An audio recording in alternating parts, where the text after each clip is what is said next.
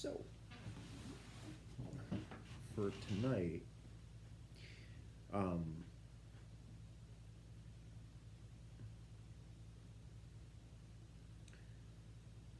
the message is about peace. And peace is a really funny one because when God was sharing with me to do a message on peace, I had kind of a thing with it because in the past, I've been told many, many times in the past that, and not currently, but in the past, I had had people often speak to the idea that I carried peace with me wherever I went to. And the thing about it was that I never knew that. I would feel anxious and like chaotic internally, and I'd have like somebody at church just be like, "How you carry peace with you?" And I'm just like, "I do." Okay, cool.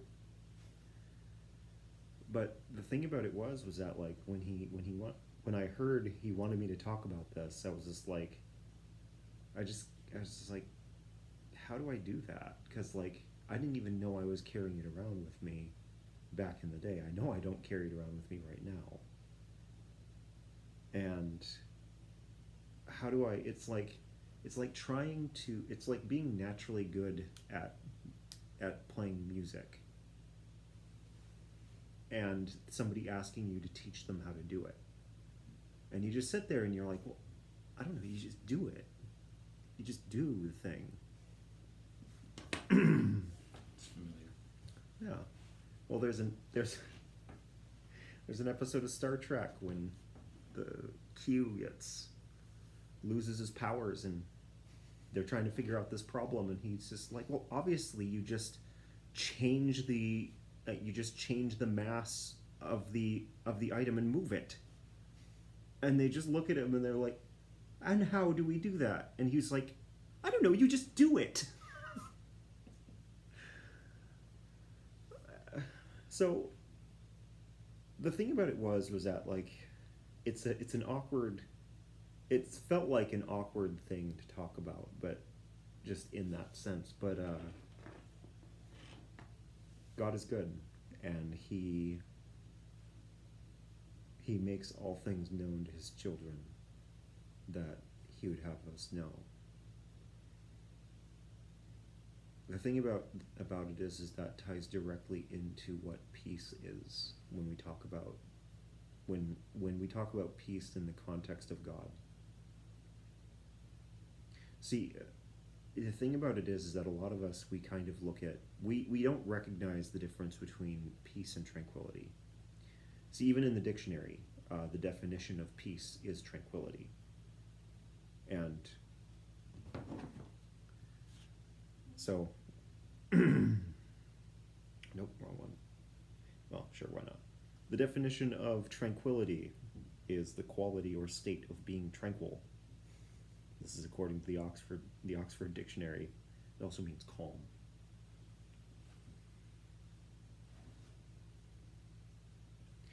The definition of peace, according to the same dictionary, is freedom from disturbance, which is also tranquility. It also means the state or period in which there is no war or a war has ended. It is also used informally as a friendly greeting or to leave. Quote unquote. I woke up at 7, thanked my host, and peaced out. Thank you, Oxford Dictionary, for this. So, the interesting thing though is that there's also, when we talk about peace though, we're not talking about tranquility. To be tranquil is to be serene, to be so many different things. To be calm in the face of so many different things. Being calm is not necessarily what having God's peace means. which is a funny thing to say because it's so intrinsic to the way that we understand peace. But even with what I was just talking about a moment ago, I was not calm in those moments when I had people telling me that I carried peace with me. They felt calm. I did not. But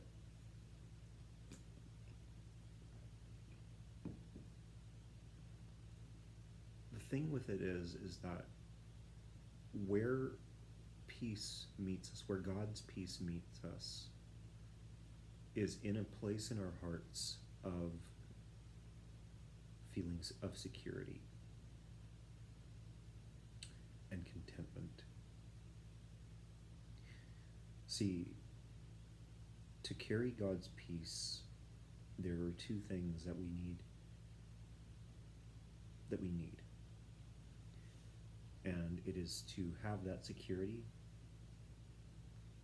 that knowledge of what we are, who God is, like all these different things. And all of this is, like, it can sound like this is a hard thing to grasp at, because it's just like, okay, what do you need? Well, you need security. Okay, cool. What's that mean? So, it's important to know who God is and have a clear vision of who God is, his character, his person, how much you matter or don't matter to him. It's how much you matter.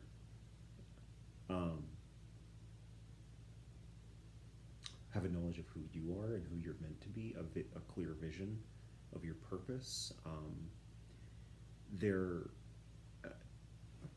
What else is there?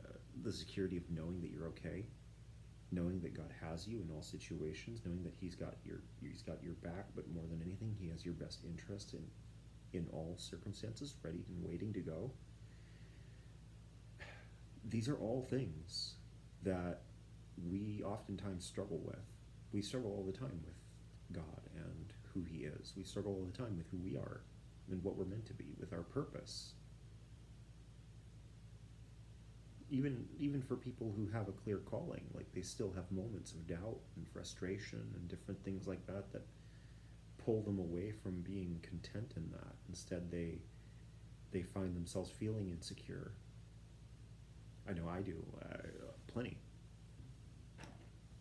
But the thing about it is that God's peace is meant to rest on us.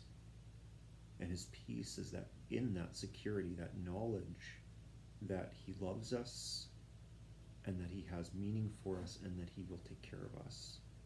Now, it's easy to snag various scriptures to grab onto those. So, for example, if you need an example of God's love, there's like these 4 books in the Bible. I think they call them the Gospels or something. But I hear that there's a love story in there somewhere, and a story of Him giving up everything for His children. The reality is that you can encapsulate most of it just by reading John 3, when Jesus explains in detail that He came to save the world, and that God would give up His only Son, to save the world. And Jesus puts it very, very straightforward in that moment, talking to Nicodemus. And when He does, He highlights the reality of the situation, and that is that for God so loved the world that He gave His one and only Son. And when you get into the reality of who Jesus is, as a part of the Godhead, as a living embodiment of God,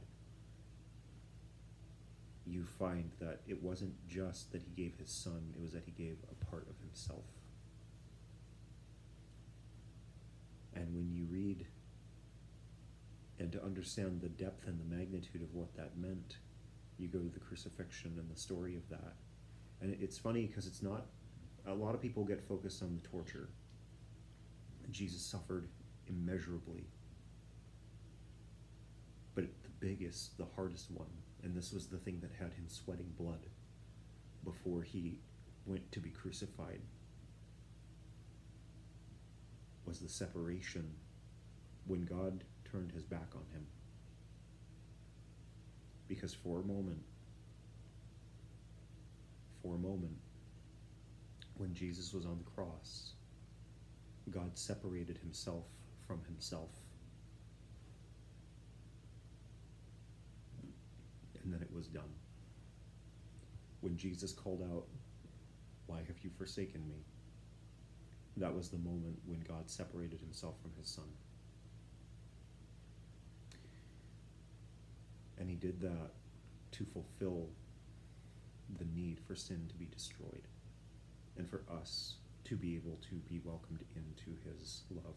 So if there is a question about God's love for us, there you are. Look at the story of Jesus. It is the single greatest. You can also read Song of Solomon and apply that, but it's a little different.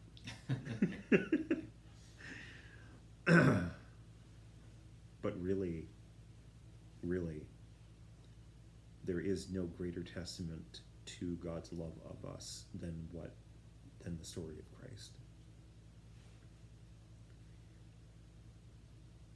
And the idea that he's going to take care of us. I believe that's... I'm going to botch it. I know I'm going to botch it. I'm going to say Luke 12, and it's not going to be Luke 12.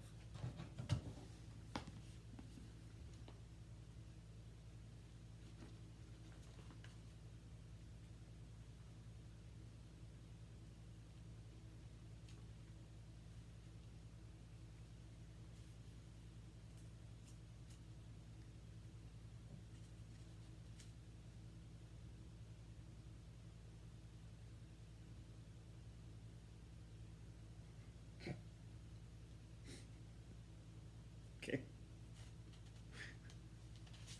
Is it not Luke 12? No.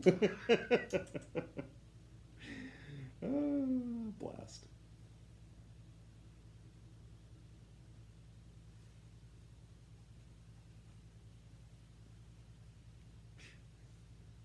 Nope, I kind of hit the opposite end. Luke 12 is the one where he's like, "Do you think I came to bring peace on this earth?"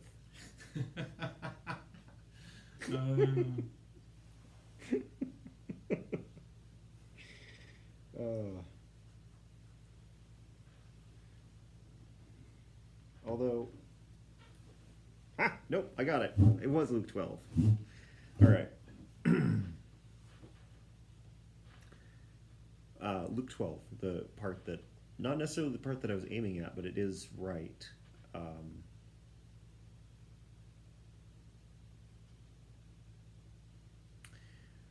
Luke 12:21. This is how it will be with whoever stores up things for themselves, but is not rich toward God. Then Jesus said to his disciples, "Therefore I tell you, do not worry about your life, what you will eat, or about your body, what you will wear. For life is more than food, and the body more than clothes. Consider the ravens. They do not sow or reap. They have no storeroom or barn, yet God feeds them. And how much more valuable are you than birds? Who of you, by worrying, can add a single hour to your life? Since you cannot do this very little thing, why do you worry about the rest? Consider how the wildflowers grow. They do not labor or spin, yet I tell you, not even Solomon in all his splendor was dressed like one of these. If that is how God clothes the grass of the field, which is here today and tomorrow is thrown into the fire, how much more will he clothe you, you of little faith? And do not set your heart on what you will eat or drink. Do not worry about it.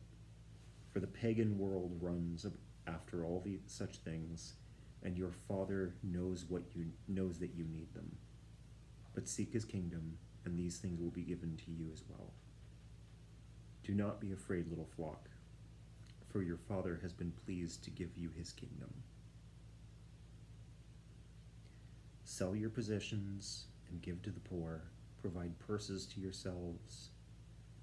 for yourselves that will not wear out, a treasure in heaven that will never fail, where no thief comes near and no moth destroys. For where your treasure is, there your heart will also be. I'll stop there. But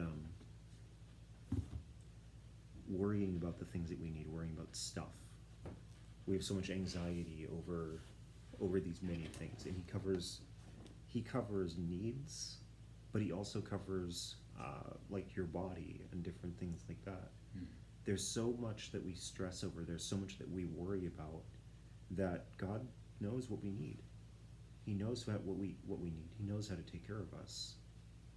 And when we come to him first, he takes care of that. So if that is under control, if we don't have to worry about those things, then what do we have to worry about? Well, maybe it's in who we are. But who we are his children.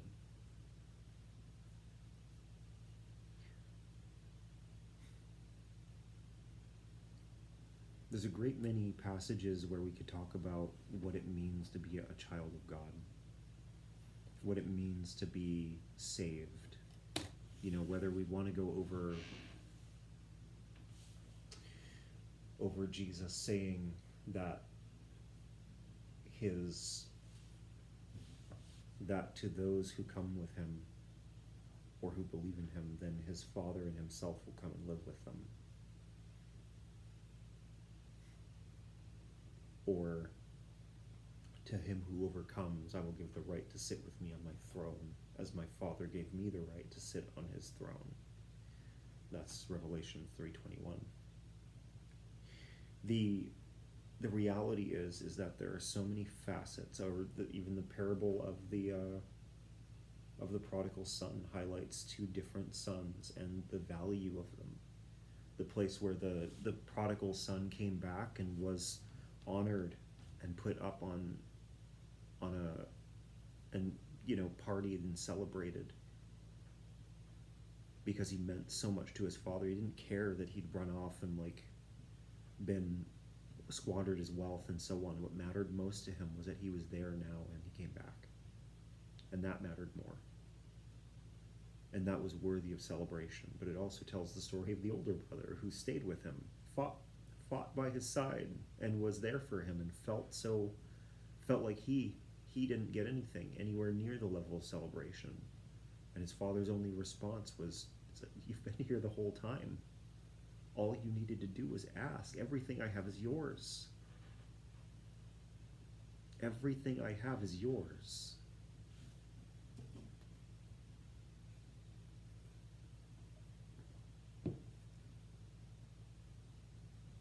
See,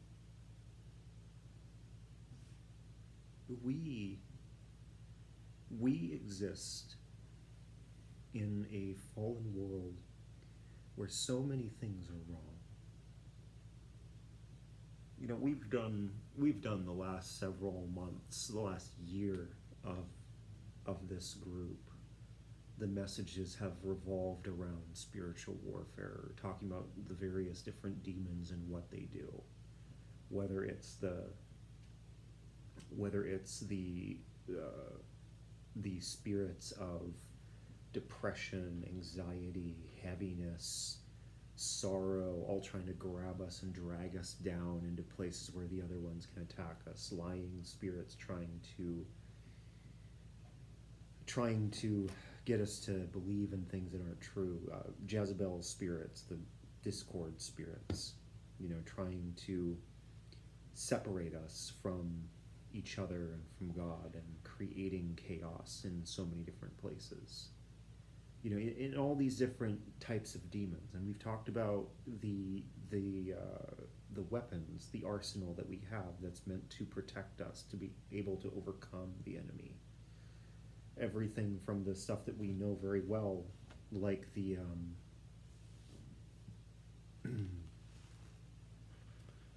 like standing in the authority of God and overcoming these demons, to the things that are a little bit more obscure, like creating atmospheres. The reality is that these all have been things priming us and taking us to places. As we look over Ephesians 6, which we'll pull up in a moment, there are the full armor of God comes with so many different things that are necessary for us to be able to function and move through this world as we face one trial after another, as we face one enemy after another, as we face struggles and issues and setbacks of all these different kinds. But the thing about it is that in all of this, we have to recognize the places where we're taught things that would separate us from God, to recognize the things of this world that would try to stand between us and Him. So in these places where that son who struggled to feel celebrated by his father, and his father's only response was that, everything I have is yours, you could have asked. It's oftentimes an agreement with poverty, or the mindsets of poverty, the mindsets of lack. And just to be like, remove like the kind of Christianese statements that are oftentimes there, what happens is we get stuck in mindsets that make us agree with the idea that we don't deserve things that we need or want, or that we can't have them for some other reason. Maybe it's because we don't deserve them. Maybe it's because we can't have them. Maybe it's because they're not meant for us. Maybe it's because God has a different way. Maybe we're meant to be more of a John the Baptist running around in the woods and eating locusts. Or maybe, different things. We get all kinds of strange things in our heads that tell us that we can't have. You know what you eat? A good way to like really determine what we can and cannot have is to ask God for the things that we want and need. But a lot of us, we just kind of relegate ourselves as something else.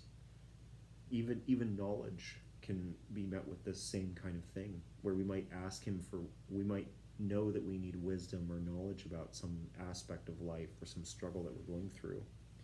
And we don't ask Him because we presume that He wouldn't share it with us because it's meant to be a higher knowledge than we're allowed to have.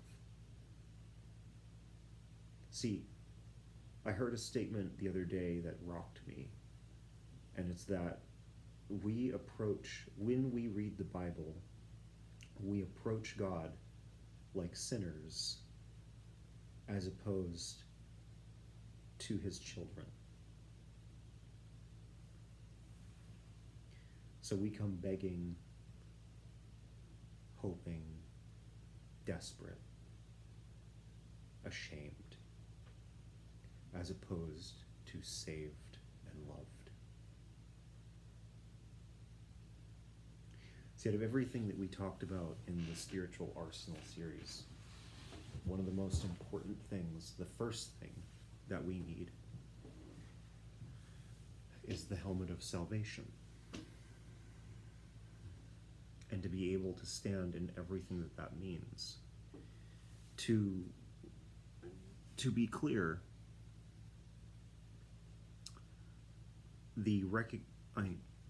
putting salvation first, our salvation first, as a thing that we were able to kind of rest in, that is a must. You cannot have peace without salvation. Because similar to like all those different aspects of being able to move as one of God's children, we require the we require the knowledge of who we are and who God is, and that we are safe in order to then be able to receive peace.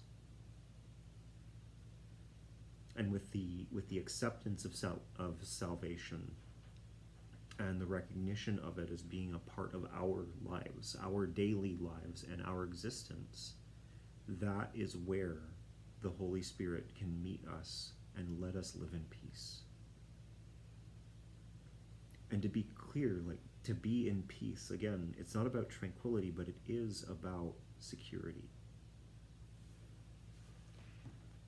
Ephesians 6, the verse that I was given for, we've been in Ephesians 6 a lot, but this one particular passage that was brought up to me again was this. Ephesians 6:13. Therefore put on the full armor of God, so that when the day of evil comes, you may be able to stand your ground, and after you have done everything else, to stand. And after you've done everything else, to stand. See, the ability to stand in the face of all that comes, of all the trials, of all the struggles, is a place of security. To stand, to be still in the midst of everything. That is God's peace. That is God's peace. I had heard many times, and I've said this before in other messages where peace has been a subject or a matter of the subject, but I had it once stated that the peace of God didn't look like a tranquil place, like a beach, with the waves gently coming in, or like a placid lake or something like that, but instead it looked like a bird sitting on a branch sleeping in front of a waterfall. And not like a gentle waterfall like during summer, no, like a winter one, when the mountains are shedding water all over the place because of the sheer amount of rain and snow melting, and it's just madness down there, and to walk into said waterfall would be death. No, but that is the peace of God, being able to not just stand, but rest in that place, in a place of danger. Mark 4 has an interesting passage that I was given to go over with that statement being said. There's kind of two parts of it, but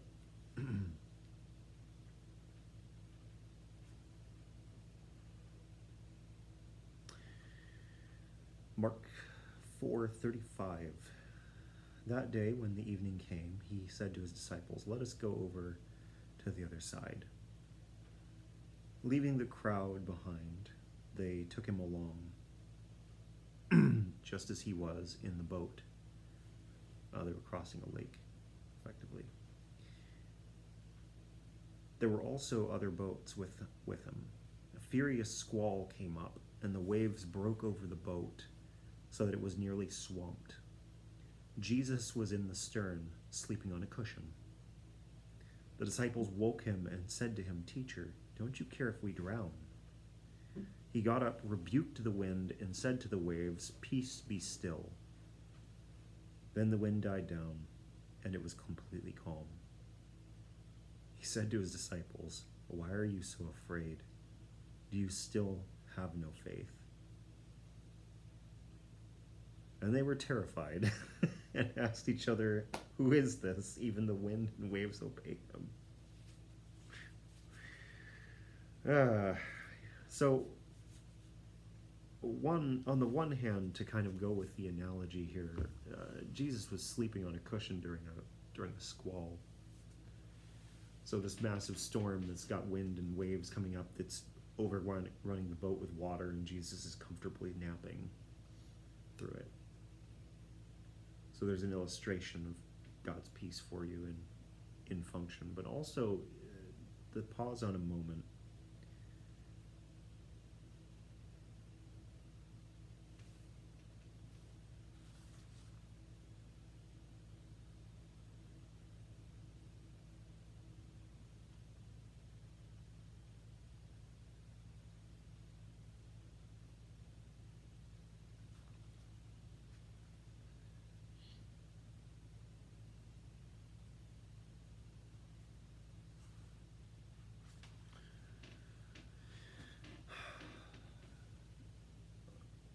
We'll come back to it.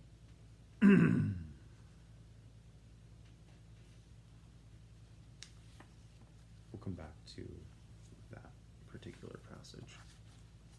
But it just is this thing of security, knowing that you're going to be okay. It's funny because there have been a lot of times when I've felt threatened by death, But at the time, I knew that God had a purpose for me beyond that day. And the irony of that is that what made me face those times and those threats was knowing that I wasn't done. There was no reason to be afraid of death, because in those instances, because I wasn't going to die. There was no way that God was going to let me die at that point in time, because he had plans for me. And he couldn't make those plans happen if I was to just die in an accident or something. And that granted me the peace to be able to move forward, to be able to stay or be still in those times. And I think that's an understated value for us. Knowing our purpose and trusting in that what God has said is our purpose can give us a lot of peace as we try to move forward in life as it is. Because God's not going to just snuff you out when he has plans for you. You know, as if he was going to snuff you out anyways. But we go places in our heads sometimes when we don't know him very well.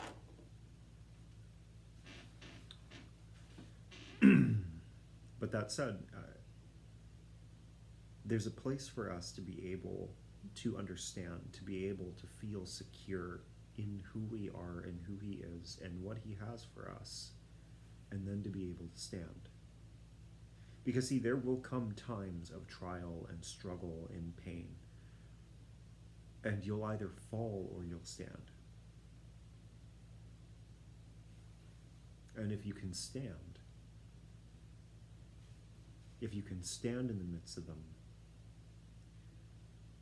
then perhaps you can progress to the point where you can rest in the midst of them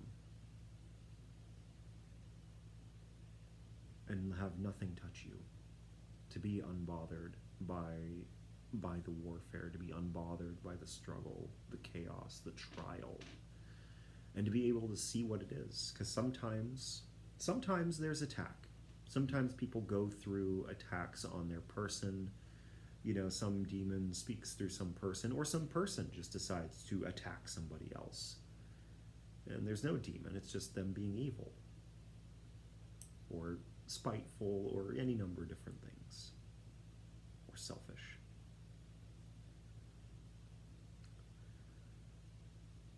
Sometimes that's how it goes, and you find yourself and your fight is now because of this person's behavior, or what they were led to do. But sometimes these trials come because of God. And you'll have times of trial and testing when God will put you through things or allow you to enter into circumstances. I mean, it was the Spirit that led Jesus into the desert, to be or into the wilderness, to be tempted by the devil. It wasn't anybody else. It wasn't a demon. It wasn't a lie. It was God. God said go, and Jesus went. Then he fasted 40 days and 40 nights, and apparently he was hungry. So the scriptures tell us. And there's just a whole thing where he then was tempted by the enemy repeatedly, and he overcame it because he knew what it was. He knew what it was. And sometimes in the places of trial and testing, the ability, if it surprises us, then we might think we're under attack. We might think that the enemy is attacking us. We might think that God's abandoned us. We might think all kinds of different things. But if we know who he is, and we know that he has plans for us, and we know he loves us, then we can pause and ask him. And we can receive the information that, yes, in fact, you are in a testing season. Pass the test. Because ultimately that's what God does want. He wants us to pass the tests.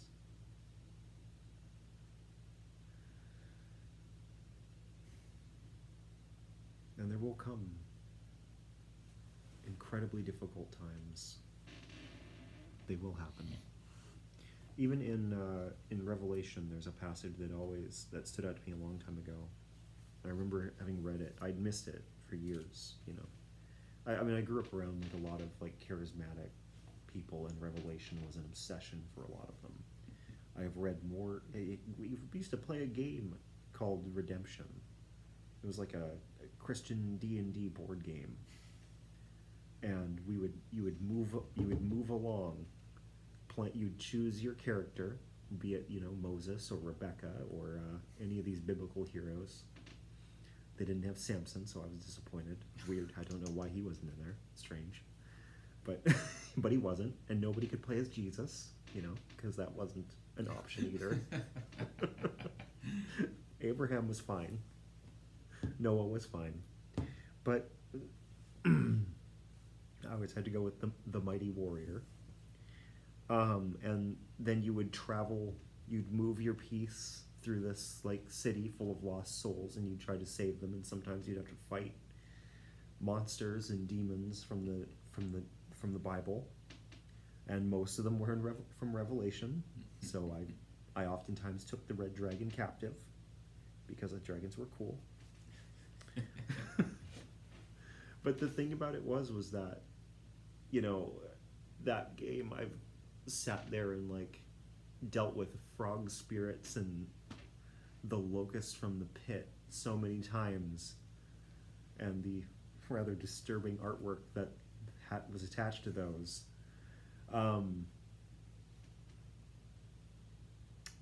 But as such, Revelation has been the book, and in all those years of reading it and having it in my face over and over and over again, not bad, just it was there a lot. There was one passage that stood out to me not long ago, and I had never caught it. And it comes in the context of John writing about the things that he'd seen in the form of the woman and the dragon, and then the beast of the sea and the beast of the land rising up, and the world being plunged into darkness as it became required for you to take the mark of the beast in order to buy or sell things. And then the angels are released, and Babylon falls, and all these different things happen. And it's from Revelation 12 to 14. There's all these things that are just happening, and even in we'll start a little higher up than what I want to go, but in Revelation 14:9. A third angel followed them and said in a loud voice, "If anyone worships the beast and his image and receives its mark on their forehead or on their hand, they too will drink the wine of God's fury, which has been poured full strength into the cup of his wrath. They will be tormented with burning sulfur in the presence of the holy angels and the Lamb, and the smoke of their torment will rise forever and ever. There will be no rest, day or night, for those who worship the beast and its image, or for anyone who receives the mark of its name." Just for context, that's kind of where we're at in that book. Verse 12, this calls for patient endurance on the part of the people of God, who keep his commands and remain faithful to Jesus.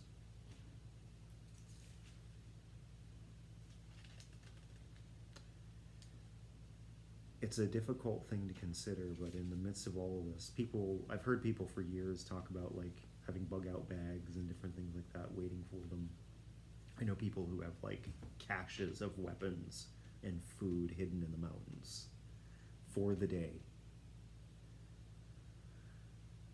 And in the midst of all of that, what God is calling us into, as John is describing all of this, the cups of wrath being poured out and all these different things like that, is patient endurance and to remain faithful.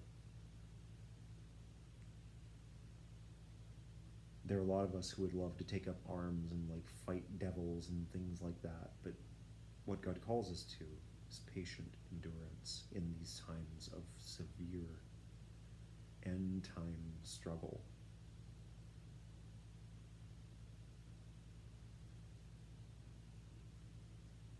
When Jesus what Jesus says to the storm, to quiet, is peace, be still.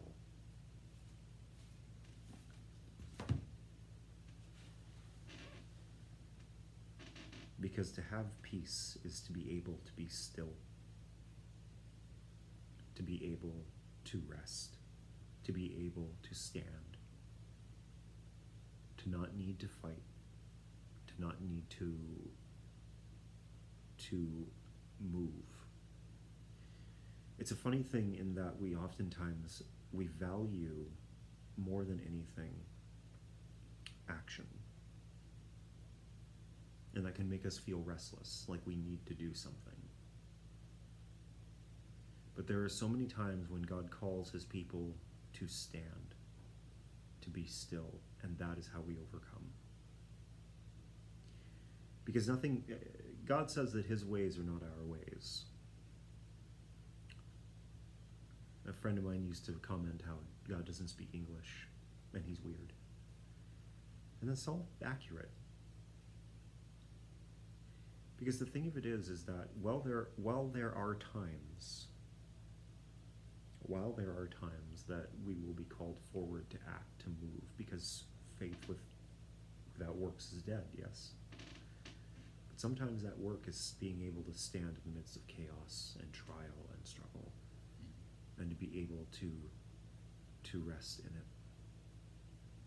to be able to be still, to stand, and to be able to weather the storms and overcome them by the fact that you made it, and not because you beat them. You beat them by enduring.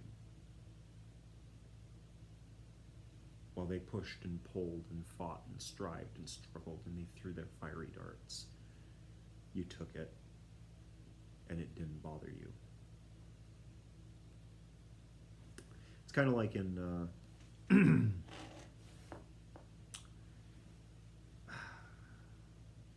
in some animes and so on, you got that, the big strong hero pops up, and one of the most resounding illustrations of how strong they are is when the villain goes to punch them and they just don't even budge. They get hit right square in the face. No, they don't flinch, they don't budge, they don't move. They just get punched in the face, and the fist just lands and then sits there. And the hero just stands there looking all ripply muscular and oftentimes glowing in some fashion or another, because anime. But there's a place for us to see and recognize that that's how we're meant to face the enemy, how we're meant to face a lot of trials and struggles. Because see, when we do it the other way, when we do it coming from places of insecurity, chaos, calamity, doubt, fear, the enemy has license to mess with us. We have license to mess with us. We can have a certain gift to be unkind to ourselves, especially if we've been trained to be. You know, sometimes like, I've talked about this before, but sometimes the enemy isn't there, like, speaking words into your mind to make you doubt. Sometimes what the enemy does is attacks you when you're young, winds you up, and then sets you down and lets you walk forward with that anxiety or that fear or that doubt, it just existing inside of you. And like a wind-up toy, you just keep walking forward, marching on forward with wound up the way that you were wound by that being that you were wound up by. So they don't need to be there. You can have somebody pray to cast off the spirit of anxiety, and you'll still be anxious because it's in you. It's coming out of your own heart. Because of what you've been trained, conditioned to feel and believe.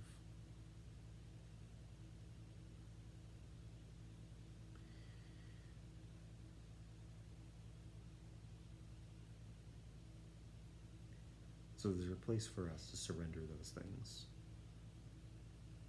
and to be liberated from those things, to move into places of security, to move into places of peace, to be still, to be able to stand.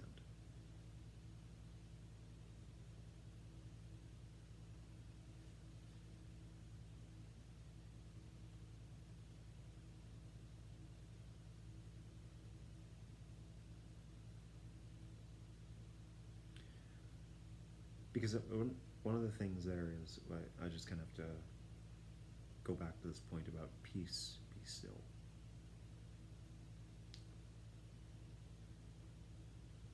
And rest. You know what one of the most insulting things you can do to the enemy in the midst of his attacks is? Is to be able to comfortably rest, to feast, to celebrate, to take joy, to have joy. They hate that because it means they don't have control over you. And that's what they want, ultimately.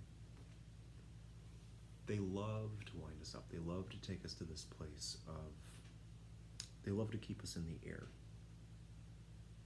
Scriptures say that Satan is the king of the air. So they keep us here, where they have crafted and molded a world, where they've tainted it with sin. And we were the vessels by which they did that. And we maintain it. But while we're here, while our heads and hearts are here, they can affect us in those ways. But going back to Luke 12, when Jesus says to put your treasure in heaven, therein lies a thing. Because where our treasure is, our hearts will be also. If our hearts are in heaven, then we're not subject to the air. We're not subject to the ground. We live here. We are in the world, but not of the world. And in that place, we can know that all that we care about, all that matters to us, is stored up elsewhere. And all of this here, it's fine. It's all going to be fine. And we can be still.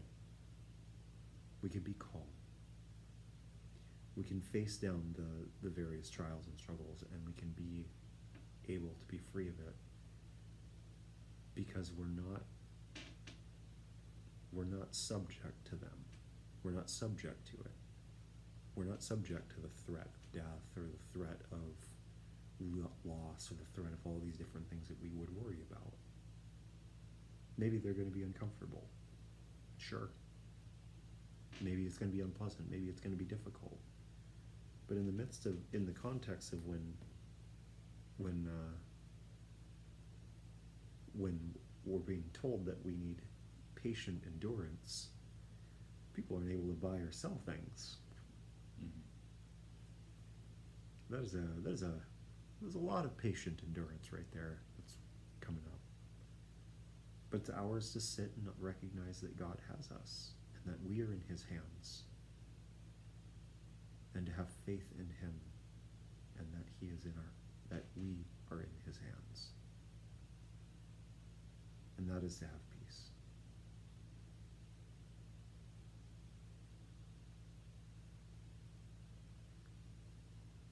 And that's what I've got.